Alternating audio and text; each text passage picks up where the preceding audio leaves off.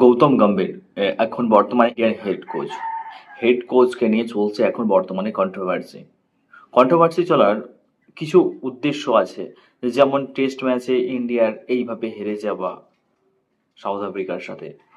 তো বর্তমান সময়ে যেভাবে টিম ইন্ডিয়ার নতুন নতুন প্লেয়াররা আসছে, এক একজনকে জাজমেন্ট করা, এক একজনকে খেলার সুযোগ দেওয়া, এটি করতে গিয়ে টিমের হয়তো হার হচ্ছে। বাট টিমের যে বর্তমানে হেড কোচ গৌতম গম্ভীর তিনি বলছেন সমস্ত প্লেয়ারদেরকে সুযোগ দেওয়া হচ্ছে, যার কারণবশত হার হতেই পারে।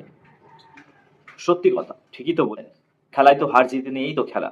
এমনটা তো নয় যে ভারত সর্বদাই সবসময় জিতে যাবে, বাট হারের কোনো সময় মুখ দেখবে না। আর যারা এইসব নিয়ে কন্ট্রোভার্সি করছে তারা বোকামি ছাড়া কিছুই নয়। একটা টিম কখনো সারা জীবন জিতে যেতে পারে না, সে যতই হোক, 25 বছর হোক, 30 বছর হোক, 40 বছর হোক, ভাই হারতে তো একদিন হতেই হবে। বাট সেই হার যদি কোনো হেড কোচের আন্ডারে হয় সেটা তার দোষ নয়। হারকেও স্বীকার করতে হবে, যেমন ভাবে আমরা জিতকে স্বীকার করি।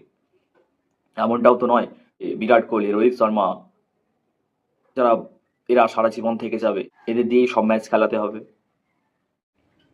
তাই বর্তমানে এসে কন্ট্রোভার্সি নয়, টিমকে সাপোর্ট করো, টিমকে চেয়ার করো, আরো ভালো প্লেয়ার উঠে আসুক। সবসময় এর পিছনে লাগা ওর পিছনে লাগা বন্ধ করতে হবে, দেশকে সাপোর্ট করতে হবে, দেশের হয়ে কথা বলতে হবে।